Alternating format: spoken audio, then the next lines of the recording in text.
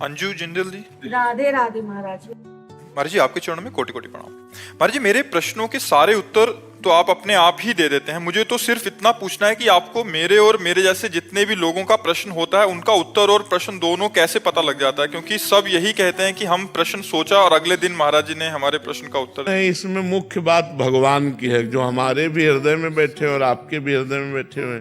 तो आपके हृदय में कोई ऐसा प्रश्न हुआ और किसी ने आप प्रश्न कर दिया और उसका उत्तर आपको मिल गया, तो इसमें मुखिया भगवान हुए ना, मुख्य तो भगवान हुए।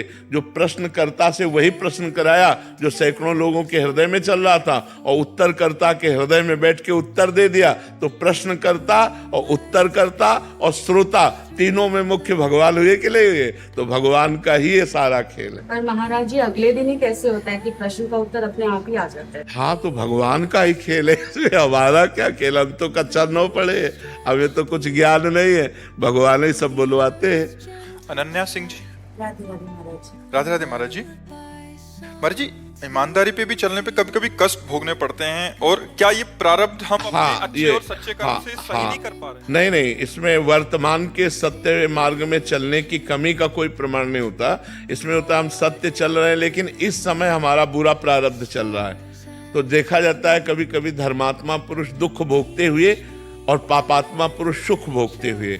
तो पापात्मा पुरुष का उस समय पुण्य चल रहा है, तो पुण्य फल से वो सुख भोग रहा है, और वो पाप का फल चल रहा है, इसलिए धर्मयुक्त चलने पर भी उसे दुख भोगना पड़ रहा है। लेकिन विजय धर्मात्मा की होगी, पापात्मा का नाश होगा।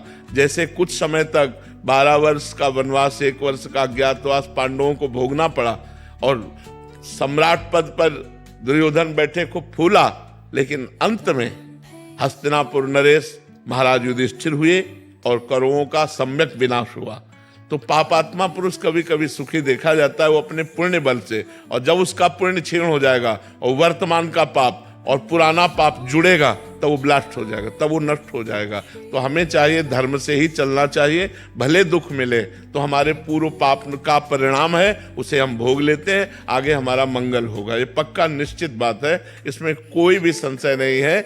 तो ब्रह्मास्त्र का प्रयोग मच्छर मारने के लिए जैसे नहीं किया जाता, ऐसे ही अपने भजन का प्रयोग अपने रोग नाश के लिए नहीं किया जाता। ये भजन का ही बल है कि हम आपके बीच में बैठे हैं ऐसी स्थिति पर भजन का बल का प्रयोग भगवान की प्राप्ति है, ना कि इस नाशवान शरीर को स्वस्थ कर लेना। अगर स्वस्थ भी होंगे और कल मरना है तो मर ही जाएंगे, और अगर हमें 10 साल जीना है तो अस्वस्थ होते हुए भी हम 10 साल जिएंगे और वो कार्य करेंगे जो एक स्वस्थ पुरुष भी नहीं कर सकता है। तो हमें चाहिए अपने भजन का प्रयोग सुख दुख में नहीं, भगवान की प्रसन्नता में प्रयोग करना चाहिए। तो भगवान प्रसन्न हो गए तो जा पर कृपा राम की हुई, ता पर कृपा करे सब कोई, सब मंगल हो जाएगा, सब आनंद हो जाएगा।